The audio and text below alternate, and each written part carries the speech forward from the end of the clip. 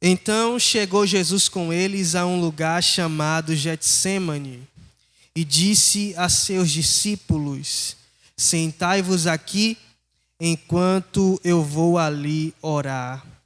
E levando consigo Pedro e os 2 filhos de Zebedeu, começou a entristecer-se e a angustiar-se. Então lhes disse: a minha alma está demasiadamente triste até a morte. Ficai aqui e vigiai comigo. E ele, indo um pouco mais adiante, prostrou-se sobre a sua face, orando e dizendo: ó meu Pai, se é possível, passe de mim este cálice, todavia não seja como eu quero, mas como tu queres. E ele, voltando para os seus discípulos, achou-os adormecidos e disse a Pedro: o que não pudestes vigiar comigo nenhuma hora, vigiai e orai, para que não entreis em tentação. Na verdade, o espírito está pronto, mas a carne é fraca. Amém? Glória ao nome de Jesus. Glória a Deus. Estamos diante de uma palavra, irmãos, bastante conhecida de todos nós. E também estamos diante de um tema, um culto de oração, libertação. E quando a gente fala de oração, o Espírito Santo sempre vai nos alertar, nos despertar a cada vez mais nos dar a esta prática, orar. Quando nós vemos a Bíblia, os pais da fé, os primeiros discípulos, e a gente compara como esses homens oravam e como nós oramos, há uma diferença muito grande na forma, na quantidade, na qualidade de oração que eles exerciam e a oração que nós exercemos. Quando lemos alguns livros sobre os heróis da fé, também vemos que eles oravam muito, diversas horas por dia. Quando a gente compara com os nossos dias, parece ser mentira. 10 horas de oração, 12 horas de oração. Os grandes avivalistas de alguns anos atrás, 100 anos atrás, como por exemplo, Evan Roberts, o homem responsável pelo grande avivamento no país de Gales, que influenciou o avivamento da Rua Azusa nos Estados Unidos, que influenciou os missionários suecos que vieram para o Brasil iniciar o trabalho da Assembleia de Deus aqui. Esses homens oravam por demais. E é interessante, irmãos, que era o ponto de partida para Deus avivar o seu povo, a oração. Não há outro remédio para o crente vencer as suas guerras. Não há outra arma para o crente crescer espiritualmente. Não há outra ferramenta, irmãos. Não há outra forma para falarmos com Deus. Quando Deus quer falar com a sua igreja, Deus tem até diversas formas de falar. Ele pode usar alguém em revelação. Ele pode falar através da sua palavra. Ele pode falar através de visões, de sonhos. Mas quando nós queremos falar com Deus, só temos um meio, um único meio, que é este, através da oração. E nesta noite o Espírito Santo nos desperta a voltarmos à oração. Que a oração não seja o nosso último recurso, mas seja a nossa primeira ferramenta, a nossa primeira arma. Quando um crente dobra os seus joelhos, e é a Bíblia quem diz que a oração de um justo pode ir muito em seus efeitos. Eu sei que você trouxe para o culto hoje algumas causas para trazer para o Senhor, para colocar diante do altar do Senhor. E nesta noite eu quero crer pela palavra que o Senhor está ouvindo as nossas orações. O Senhor está também atendendo as nossas orações. Quem pode tomar posse desta palavra em nome de Jesus? Quando olhamos para a Bíblia, nós vemos que Jesus orava. nós também entendemos que ele não precisava, mas ele assim fazia, para nos ensinar que ele não podia estar em hipótese alguma, em momento algum, desligado da sua comunhão com o Pai. Jesus orava por diversas vezes, e talvez neste texto aqui seja a oração mais aflita que o Mestre fez no seu ministério terreno. Jesus está na quinta-feira antes da crucificação, entrando no jardim do Getsemane, o jardim que ficava no Monte das Oliveiras, para sofrer a dor da cruz por antecipação. Por que eu digo isso? Porque Jesus era Deus, na sua deidade, na sua onisciência, onipotência. Ele estava já vivenciando a dor da cruz no jardim do Getsemane. Ele entra naquele jardim para ser provado, para ser moído, para ser prensado. E este é o significado de Getsemane, Joabe. Getsemane quer dizer lugar da prensa, porque naquele jardim existia uma prensa de azeite. Então Jesus está entrando na prensa, espiritualmente falando, para ser moído por Deus, para ser moído. E a Bíblia diz, irmãos, o profeta Isaías vai dizer que o castigo que nos traz a paz estava sobre ele, e sob as suas pisaduras nós fomos sarados. Ele foi moído no Getsemane. Ele entra nesse jardim, irmãos, para ser prensado pelo Senhor. E aqui eu quero abrir um parênteses para que você entenda o que o Espírito Santo quer falar aos nossos corações. Existirá alguns momentos nas nossas vidas que o Senhor Deus permitirá que nós entremos em algumas prensas. Deus permitirá que a gente seja prensado, moído, mas só que Deus está entrando nesta prensa comigo, entrando nesta prensa com você. Jesus vai para aquele jardim, vai orar, ele se retrai um pouco, se afasta um pouco dos outros, traz para um pouco mais perto 3 dos seus discípulos mais próximos. Mas a Bíblia diz que Jesus vai orar e vai ficar sozinho naquela prensa. Ele leva os seus 12 amigos, ele leva 12 discípulos, mas no momento da prensa, Jesus vai passar sozinho. Ele vai ser incompreendido pelos seus discípulos. Jesus vai ser moído sozinho. Aleluia. E é interessante isso aqui, irmãos, e a gente entende pela palavra. Precisamos ter essa maturidade. Jesus precisava ser moído, e era um particular dele com o próprio Deus. Quando Jesus está entrando no Getsemane, nós lemos aqui, Jesus está angustiado até a morte. Jesus entra para ser provado, para ser prensado. E quando ele entra, ele faz uma oração: Pai, se for possível, passa de mim este cálice. Se for possível, tira de mim esta dor. Se for possível, não permita que eu passe por esta prensa. Jesus está entrando no Getsemane angustiado para ser prensado. E a sua primeira oração é pedir a Deus livramento daquela provação. É pedir que o Senhor tire ele daquela provação. Mas ele precisava passar pela moinha sozinho. Ele vai ser incompreendido pelos seus amigos. E aqui eu já quero falar algo para que você não se entristeça, mas entenda a vontade do Senhor. Tem horas que nós vamos entrar em algumas prensas, a gente vai até contar para o nosso amigo: olha, Jesus me colocou em uma prensa, me ajuda em oração. Não é que ele é ruim, não é que ele não te compreende, não te ame, não é isso. Mas tem situações que quem está ao seu lado não vai te compreender, não vai poder te ajudar, porque só quem sabe, irmãos, a dor realmente é quem passa. Você pode contar para um amigo, ele pode até se comover, mas ele não vai sentir a dor que você está sentindo. Os discípulos não sentiram, não compreenderam, mas Jesus entrou no Getsemane, foi moído, e saiu vitorioso daquela prensa. Eu tenho algo para dizer para você nesta noite. Talvez o Senhor te conduza a algumas prensas, algumas moinhas, mas você sairá dela fortalecido no Senhor. Alguém toma posse desta palavra, recebe um abraço do Espírito Santo. Deus está te fortalecendo nesta prensa.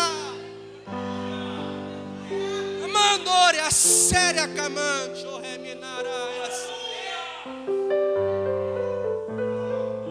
talvez aqui está sendo o pior momento da humanidade de Jesus, mas ele ora em um momento que ele retorna para ver se os seus amigos estavam ajudando ele em oração. Os discípulos estavam dormindo. Ele faz isso por 3 vezes, mas ele precisava passar pela prensa sozinho. E a gente entende pela Bíblia, irmãos, que a provação, a tribulação vai produzir em nós paciência, vai produzir em nós experiência e por fim vai produzir em nós esperança.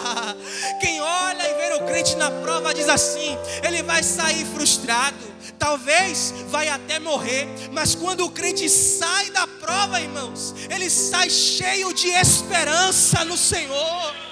Aleluia! Não dá para entender isso com olhos carnais, não, porque só a gente sabe, irmãos, quando temos experiência com o Senhor, a gente entende porque Deus nos conduz a alguns processos, mas nesta noite Deus está fortalecendo a sua igreja. Suporta a prensa, suporta o processo, suporta a moinha.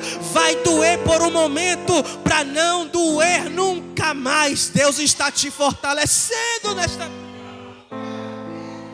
E é engraçado, irmãos, que quando Paulo estava passando pelas provações, ele dizia assim: tudo isso é transitório, tudo isso é momentâneo, mas não se compara com o peso da glória que será revelada para nós um dia.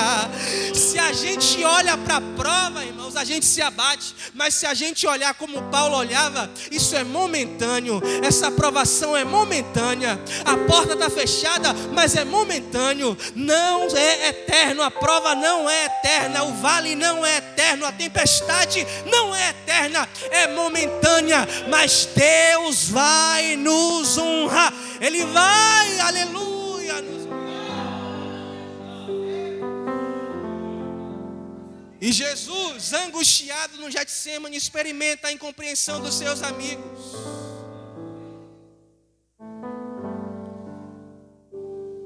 Experimenta o abandono dos seus amigos. Mas é muito interessante, irmãos, e você vai ver isso no texto de Lucas. Nessa mesma passagem, Lucas capítulo 22, quando Jesus está sozinho no Getsemane, orando, aí a gente lê e vai ver no texto que o processo, a angústia era tão grande, a exaustão, a angústia, a pressão era tão grande, que Jesus vai soar sangue naquele processo. A medicina chama isso de hematidrose. Quando alguém está em um nível de estresse muito grande, de angústia muito grande, ele pode soar sangue. E este processo geralmente leva alguém à morte. Só que a Bíblia diz, irmãos, que quando Jesus está sozinho, quando ele tenta voltar para os seus amigos 3 vezes e é incompreendido e começa a suar sangue, a Bíblia diz que o Senhor envia um anjo ali no Getsemane para fortalecer Jesus e para consolar Jesus. Lucas capítulo 22, versículo 43 e 44. Isso aqui me alegra e eu preciso que você tome posse desta palavra. Talvez você esteja passando por um momento de pressão muito grande e você já disse para Deus: Senhor, se aumentar um pouquinho eu não vou suportar. Mas o Senhor está enviando nesta noite consolo e fortalecimento para a sua vida. Talvez você foi incompreendido por quem está ao seu lado, mas da parte dos céus não faltará consolo, não faltará fortalecimento. Da parte de Deus não faltará consolo, não vai faltar fortalecimento. fortalecimento. Deus não deixa os seus filhos sozinhos na prensa. Ai, Amandora, séria. Deus nunca deixou seus filhos sozinhos na prensa. Quando a Bíblia nos conta a história do decreto que vão tramar para jogar Daniel na cova, parece até que Deus não está com ele, Michel. Mas só Daniel para na cova, é lançado na cova, mas Deus estava na cova com Daniel. Ele não enfrenta a pressão sozinho. A mesma coisa aconteceu com seus 3 amigos. Quando são lançados na fornalha, Deus estava com eles na fornalha. Eles não enfrentaram aquela pressão sozinhos. Quando Moisés está diante do Mar Vermelho, os egípcios estão vindo atrás. Deus estava com Moisés. Tenha calma, Moisés, você não está nessa pressão sozinho. Deus não deixa os seus filhos na pressão sozinho. E a Bíblia quem diz que o Senhor é socorro bem presente na hora da angústia.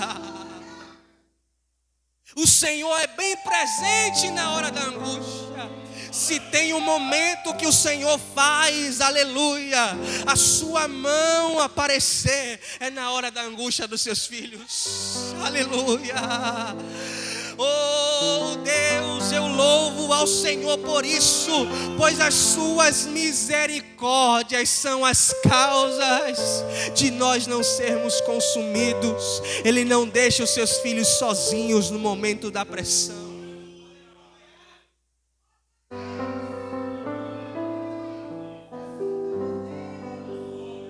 Jesus passa pelo vale, Jesus passa pela prensa. Jesus está sendo moído no Getsemane. Mas há algo muito interessante aqui. Como falei no princípio da mensagem, Jesus entra no Getsemane, orando para que o Pai tirasse dele aquele cálice, para que o Pai permitisse que ele não passasse por aquela prensa. Mas me chama muito a atenção, irmãos, que quando Jesus levanta, depois de um anjo o fortalecer e o consolar, Jesus disse para os seus discípulos: levantem-se, porque eu preciso cumprir o propósito que o Pai estabeleceu. Eu preciso enfrentar a cruz. O que me trai está chegando. Eu preciso enfrentar a cruz. Jesus, na sua carne, como homem, temeu enfrentar a prensa, mas quando Deus o fortalece, quando Deus o consola, ele entende que a vontade de Deus é maior nas nossas vidas. Ele entende que o propósito de Deus precisa ser cumprido em nossas vidas. E eu sei que isso às vezes nos confronta, entender a vontade de Deus. A Bíblia diz que é boa, perfeita e agradável, mas tem horas que a gente não entende o embate, não entende a prensa, não entende o processo. Mas tenha calma, o Espírito Santo está te fortalecendo e te consolando. Você vai entender qual é o propósito de Deus com essa prensa na sua vida. Quando Jesus sai da prensa, ele vai em direção aos propósitos que o Pai tinha estabelecido para ele.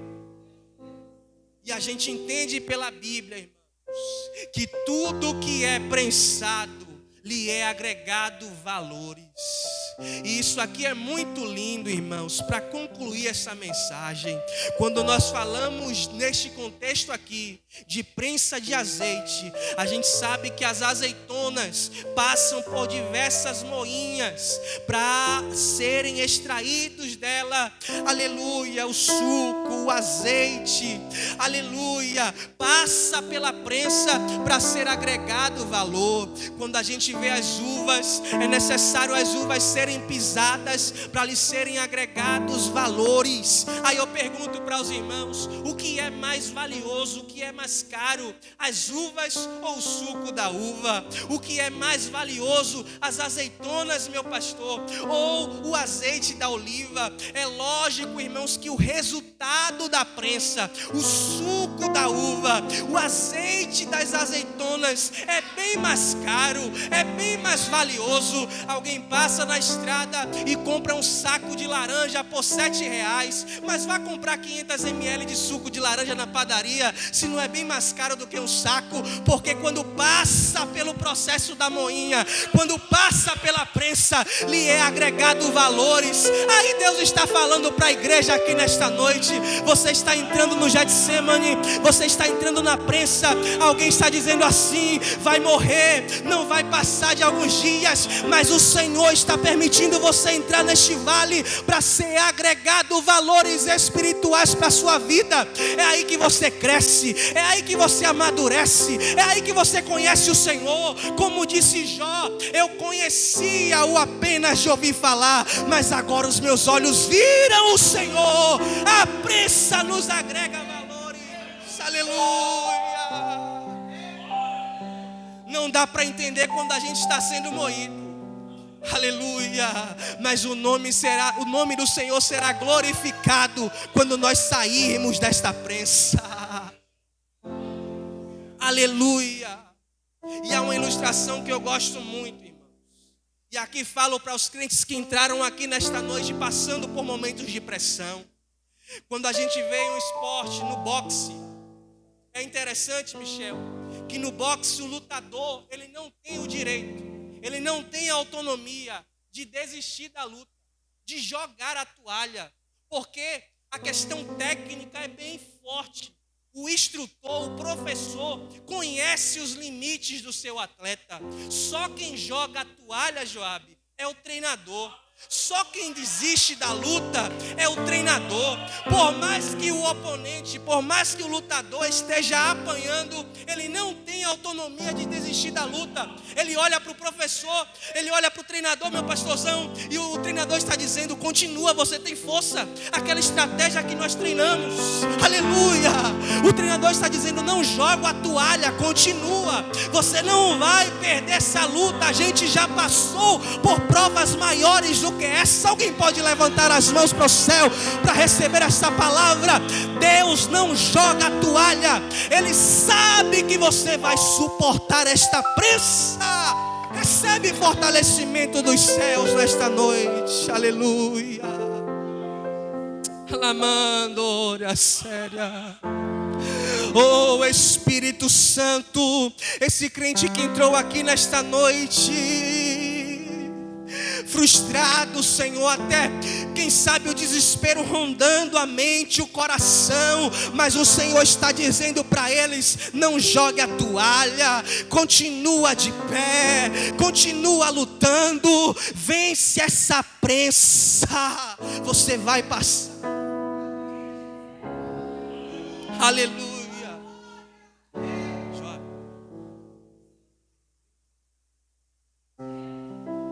Glória a Deus. É só isso, irmãos. Jesus entra na prensa com um sentimento de medo, orando para que o Pai não permitisse que ele enfrentasse a moinha. Mas quando ele passa pela prensa, quando ele é fortalecido por Deus, ele sai em direção ao propósito que o Pai havia estabelecido para ele.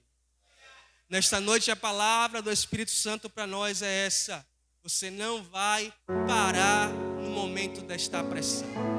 Assim como Jesus entrou naquela moinha e orou, você está vindo para esses dias de campanha, colocando o seu joelho no chão, e Deus está te fortalecendo para que você vença essa prensa.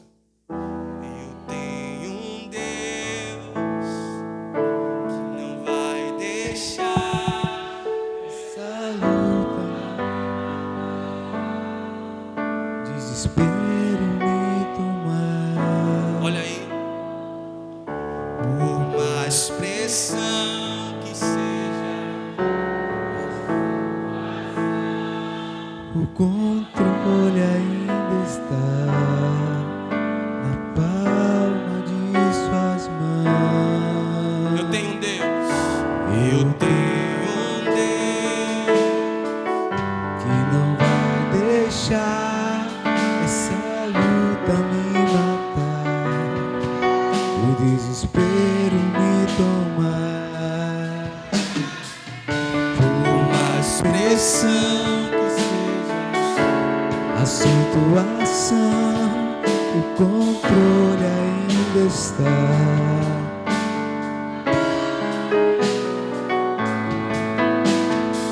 O choro dura uma noite, mas a alegria ela vem pela manhã. Eu creio. O Espírito Santo te fortalece nesta Choro noite. dura uma noite, mas a alegria. Há fortalecimento dos céus para as nossas vidas nesta noite. Aleluia. Eu creio. Ainda que a figueira não floresça, que não haja fruto na vide e o produto da oliveira minta, todavia eu me alegrarei, todavia eu me alegrarei, todavia eu me alegrarei.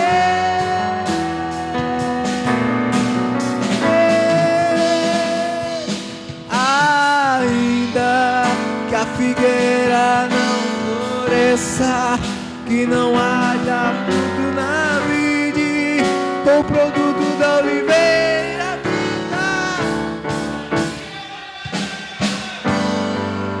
todavia eu me alegrarei.